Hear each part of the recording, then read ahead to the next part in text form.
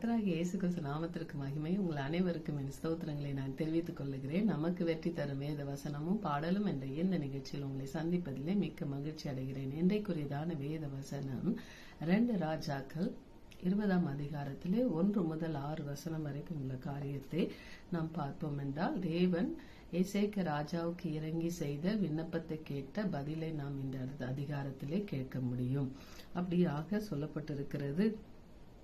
அந்நாட்களே எசேக்கியா வியாதிப்பட்டு மரணத்துக்கு ஏதுவாய் இருந்தான். அப்பொழுது ஆமோசின் குமாரனாகிய ஏசா என்னும் தீர்க்கதரிசி அவனிடத்திலே வந்து அவனை நோக்கி, நீ உமது வீட்டு காரியத்தை ஒழுங்குபடுத்த, நீ பிழைக்க மாட்டீர், மரித்து போவீர் என்று சொல்லுகிறார் என்றான். அப்பொழுது எசேக்கியா தன் முகத்தை சுவர்புறமாக திருப்பிக் கொண்டு கர்த்தரை நோக்கி, கர்த்தாவே, நான் உமக்கு முன்பாக உண்மையும் மன உத்தமமாய் நடந்து உமது பார்வைக்கு நலமானதை செய்தேன் என்பதை நினைத்தருளும் என்று விண்ணப்பம் பண்ணினான். எசேக்கியாவும் மிகவும் அழுதான்.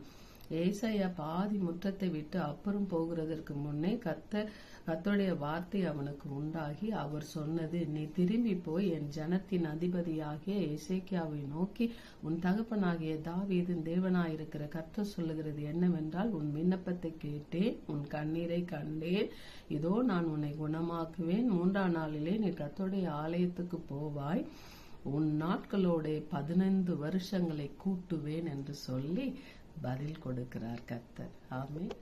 அதாவது ஒரு அதிர்ச்சியான செய்தியை கேட்கிறார். இன்னைக்கு பல ஆபத்துகளிலே, விபத்துகளிலே, சூழல்களே மருத்துவமனையிலே அனுமதிக்கப்படும் போது டாக்டர்கள் சொல்லுகிறது போல இந்த இடத்துல எசேக்கியா தீர்க்கதரிசியை கொண்டு ஏசாயா தீர்க்கதரிசியை கொண்டு எசேக்கியாவுக்கு தேவன் என்ன பண்றாருன்னா எச்சரிக்கை கொடுக்கிறார். அப்பா, நீ உன் வீட்டு காரியத்துல ஒழுங்குபடுத்து, நீ மறிச்சிருவ அப்படின்னு சொல்றாங்க. இன்னைக்கு நம்ம சிலரை நம்மளே சில பாதையில் அப்படி மருத்துவமனையில அனுமதிக்கப்பட்டிருப்போம். அவ்வளவுதான், முடிஞ்சிச்சுலாம் சொல்லியிருப்பாங்க. ஆனாலும் கர்த்தர் கிருபை நம்ம மேல் நோக்கமா இருந்தபடினாலே, நம்ம மீட்டெடுத்தபடினாலே இன்றைக்கும் ஜீவிக்கிற சூழ்நிலைக்குள்ளாய் நாம் இருக்கிறோம். அப்படியாக இந்த இடத்துல அவர் என்ன பண்றாரு, அதை கேட்டு அவர் பதறவில்லை, பயப்படவில்லை, டாக்டர்களை திரும்பி போய் பார்க்க வேண்டும் என்று யோசிக்கவில்லை.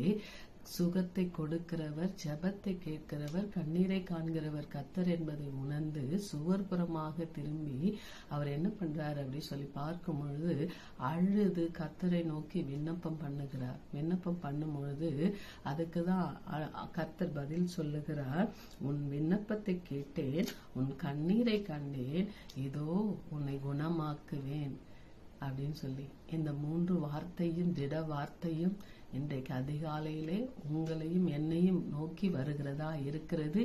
இதிலே நாம் திடன் கொண்டு நாம் என்ன பண்ணுவோம்னா கர்த்தர் மேல நம்பிக்கையா இருப்போம். நம்மளுடைய காரியத்தை கர்த்தரிடத்துல சொல்லுவோம். கர்த்தர் கண்ணீரை காண்கிறவர், ஜெபத்தை கேட்கிறவர்.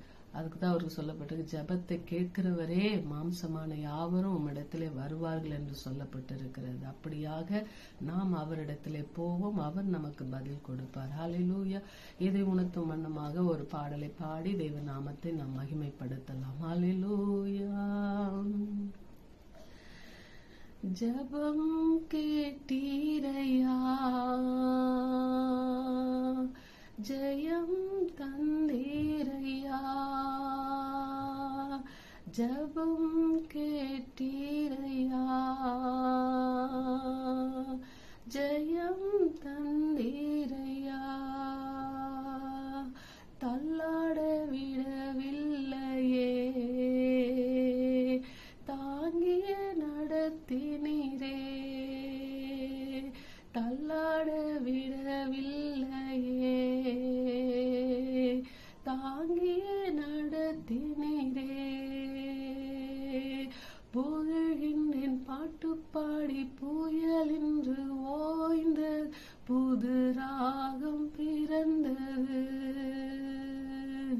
புகழ்கின்றேன் பாட்டு பாடி புயல் என்று ஓய்ந்த புது ராகம் பிறந்தது. நன்றி அப்பா நல்லவரே, என்றும் என்றும் வல்லவரே, நன்றி அப்பா நல்லவரே, என்றும் என்றும் வல்லவரே, என்றும் என்றும் வல்லவரே. வல்லவரே, இன்னும் என்றும் வல்லவரே. கண்ணீரை கண்டீரையா, கரம் பிடித்தீரையா, கண்ணீரை கண்டீரையா, கரம் பிடித்தீரையா, விண்ணப்பம் கேட்டீரையா, விடுதலை தந்தீரையா, விண்ணப்பம் கேட்டீரையா, விடுதலை தந்தீரையா. புகழ்கின்றேன் பாட்டு பாடி புயல் இன்று ஓய்ந்த, புது ராகம் பிறந்தது. புகழ்கின்றேன் பாட்டு பாடி புயல் இன்று ஓய்ந்த, புது ராகம் பிறந்தது. நன்றி அப்பா நல்லவரே, என்றும் என்றும் வல்லவரே. நன்றி அப்பா நல்லவரே, என்றும் என்றும் வல்லவரே, என்றும் என்றும் வல்லவரே, என்றும் என்றும் வல்லவரே. ஆமென். அவர் இன்றும் என்றும் வல்லவர் என்பது போல அவர் நேற்றும் இன்றும் என்றும் மாறாதவர். நாம் அவரை நோக்கி ஜெபிக்கும் பொழுது நம்முடைய ஜெபத்தை கேட்கிறவர் அவர் என்பதை விசுவாசிப்போம். அவர் நமக்கு பதில் கண்ணீரை துடைக்கிறவர் என்பதை விசுவாசிப்போம்.